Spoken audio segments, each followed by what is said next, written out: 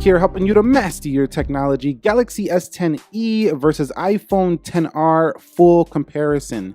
Now, both of these do offer a very different design in terms of the front. So the S10e gives you a little cutout. It's a circular hole at the top of the display, and you have a notch on the top of the iPhone XR. Now, some people like the symmetrical look of the XR. Some people like the more all-screen kind of feel of the S10e, as it's just a little cutout. Now, you will notice, no matter who you are, how much thicker and bulkier the iPhone XR feels over the S10e, which is a much sleeker feeling device. It's more akin to Apple's iPhone XS than the iPhone XR, and it's a much lighter body as well. So if you like a compact featherweight phone, the S10e is kind of similar to that of like a Pixel 3, for example, where the XR, you're going to feel that phone in your pocket. It's over 190 grams, to be quite honest with you. So I do like the S10e's compact nature. It's just really comfortable to use day to day. But the iPhone XR, if you're that type of person who thinks a heavier phone is more substantial, feels more premium, then you'll like the XR more than the S10e. So there is an argument for both sides of these phones when it comes to how they feel in the hand. But for me, I think the S10e just feels like just more impressive, more technology in a lighter, more compact feel, but still feeling premium at the same time. I got to give this round to the S10e. Now, talking about display, the S10e's cutout is up in the right corner. You can see Samsung has cleverly hid the wallpaper. The notch cuts in a little bit of the XR. We'll talk more about that later, but one thing you'll notice right away is how much sharper the text is for the S10e. It's a really sharp resolution in comparison, 1080p on a smaller screen, and then we have the iPhone XR, which is a little bit higher than 720, but gestures here on the Galaxy S10e give it a more of an iPhone feel as well. And when it comes to watching videos and media, the Super AMOLED, well, the Dynamic AMOLED, excuse me, is just a lot more vibrant than the LCD panel you're going to see on the iPhone XR. You can pinch a zoom and you can see the hole does get in the way a little bit, and there's a little bit of a chin there, or you could say just a small bezel on the S10e. But overall, the quality of the panel itself is just fantastic. It's plenty bright enough. It's very natural and tuned very accurately. Probably the best panel Samsung has done in this year's Galaxy S10 series phone so far. We might see a better panel on the Note, but for now, these are the best you're going to get for a Samsung phone. Overall, just fantastic quality for this S10e.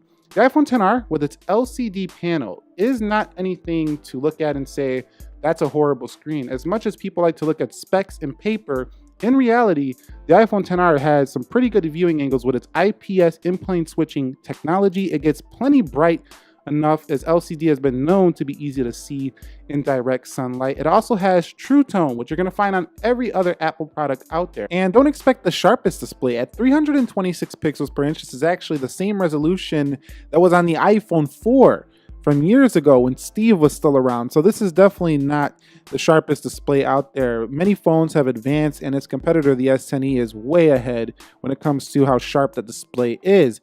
But the iPhone XR has a very smooth display. Again, it just feels ultra smooth when using it. So I think you can get over, the display resolution after using this for quite some time. I don't think it's going to bug too many people here. But what I did notice in my comparison between these two is that just the display quality when watching a video is inferior for the XR. It just doesn't look quite as vibrant as the Galaxy S10e. And for media heads, you definitely want the S10e here, because this cuts into the content a little bit more, the notch, than that little cutout for the Galaxy.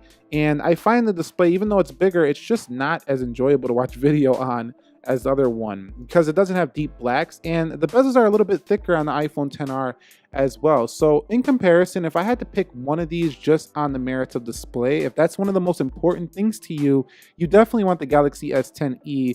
By comparison, I found it to just be the better overall panel than the iPhone XR. But that's not the only thing that we're going to talk about here when it comes to these two phones. Let's get on to the next section, and that is software. So Android 9 Pie on the left with One UI layered on top. Samsung has their experience over the Android experience, so it's kind of a mixture of both. You have the best of Google services, the best of the Play Store, mixed over with Samsung's theming, Samsung's features, And really, they both have about the same type of apps, but the apps on the iOS platform still look a little more polished than that on the Android side of things. But it really comes down to this: customization, and again, customization, because if that's what you want, the Galaxy S10e has it for you with the theme store. It also can do a lot more customization with the App Store or the Play Store on the S10e.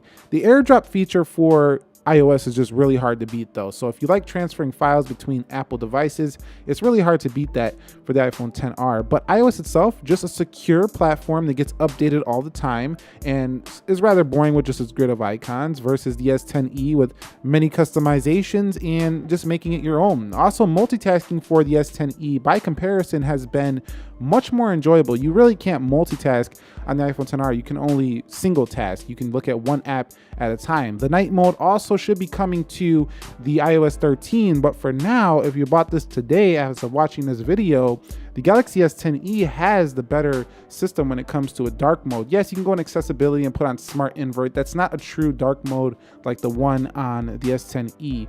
The iPhone XR has silky smooth software that should last, but the S10e is for those who want to customize their devices. Performance: the Snapdragon 855 7nm chipset and 6GB of RAM across a 5.8-inch display S10e with Android 9 Pie One UI. You get the picture. This thing is fast. I don't care what you are doing, gaming, opening up applications, swiping through the system. This is not your Android of 10 years ago. This thing is like super quick. Now, it's still not as, I would say, smooth feeling as the iPhone, but it's still very smooth and it's still very fast. And apps seem to even open quicker than that of an iPhone. So if you want a quicker feel, you want the S10e, but if you want a smoother, more, pleasing to the eye animation, you're definitely going to want the iPhone XR because it does that better. And the iPhone XR with its Apple A12 7nm and probably better game selection is going to be an excellent phone for those of you who do like to game. It has great battery life for that as well, and just really a rock star performer even with 3GB of RAM. I wouldn't pick either just on the basis of performance here, but it does seem like the S10e takes more advantage of its performance than the iPhone XR, as the XR doesn't do anything like multitasking and it doesn't have that system that is as complex as the S10e. But overall, really, they're both just excellent performers. I wouldn't pick either on the merits of just performance, but if you want smooth, get the XR. If you want quicker looking apps, get the S10e. So when it comes to biometric security, the S10e gives you a side-mounted fingerprint sensor, which is also very nice. It's pretty quick actually. Once you set up a couple fingers, the thing works well. It's not going to be the favorite probably for lefties because you're going to have to wrap your index finger around to open that if you're a left-handed user. But the iPhone XR gives you a much more secure face unlock as the S10e drops the iris scanner. So if you're into face unlock, authenticating with your face, there's no other pick but the XR when it comes to biometrics. Also, you can of course open your phone with a passcode as you've been able to do for a decade here with the iPhone, but the Galaxy S10e has a side mount. You have a face unlock for the iPhone XR. It really just comes down to what you prefer. Now when it comes to camera, dual camera here on the S10e with a wide angle versus a single camera on the iPhone XR. Now you can see just how wide that angle really does go for the S10e, and it makes it really fun. Also in video, the S10e has something called super steady mode, which is like really stable video. However, it's not as sharp as the primary camera. So if you're in low light conditions, you're indoor, you might not be able to get as much things in focus. You need really good light to get everything in focus with the super steady camera. However, it's just a really fun camera to use here on the S10e and offers tremendous value from the camera standpoint on this phone. The iPhone XR gives you a single 4K smart HDR camera, and while this is an excellent camera, it's still pretty simple. It's still pretty similar to your past iPhone experience with just better overall image quality. So you'll be familiar with this. If you've had an iPhone before, it'll be very familiar to any iPhone 7, iPhone 8, but the results do turn out significantly better. You can't do portrait mode with objects, only in people. So if you want to take portraits, you have to use people. Now the front-facing camera, skin tones I think are a little bit better for the iPhone XR, but you do have a much wider angle. So if you want to get more people in the shot, you will like the Galaxy S10e. So it's kind of got a wide on the back and on the front for the S10e. So I like the S10e for the fun factor of these two cameras, and I would pick the S10e if I wanted a better camera phone because it just has more useful features than that of the 10R. The 10R has a faster shutter. It has probably an easier to use camera, getting good shots without having to know how to use it.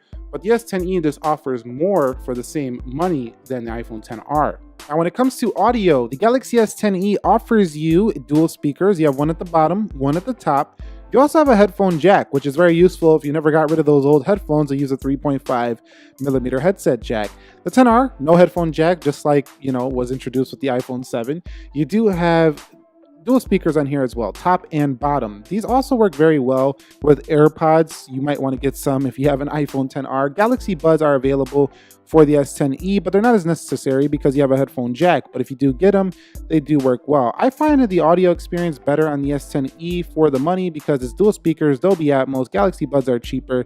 It's just a better value when it comes to this audio experience than the one on the iPhone 10R. Moving on to battery life, the iPhone 10R is something of a charm when it comes to using this phone for battery life. It's very impressive. As a matter of fact, this thing can easily get through a day, for some stretching into middle of 2 days. Now, the S10e is a 1-day phone. It will easily get you through if you're a medium user. Super heavy users might be needing a charge by 9 o'clock p.m. on the S10e, but the S10e is loaded with more tech features such as wireless power share, for example. In addition, the S10e will offer you up fast charging in the box, something that the iPhone 10R skips out on. So from a value standpoint, charging is better for the S10e, but actual battery usage I find to be better on the 10R. So moving on to phone call quality, I have a clear winner here. After using both of these for an extended period of time, the S10e has shown me better signal strength. Now, I live in a major metropolitan area, so the 10R has been pretty good as well. It hasn't dropped calls or anything like that, but still, I have a reassurance with the S10e that I'm going to have better signal strength no matter where I go. So I do like that feeling with the S10e. So I'm giving it the win there. Now, when it comes to storage, it's really no contest. The S10e double the base storage at 128 gigs versus 64 gigs for the same price with expandable SD card memory, which just really blows away the iPhone 10R. Samsung Pay is also a better payment system in my experience.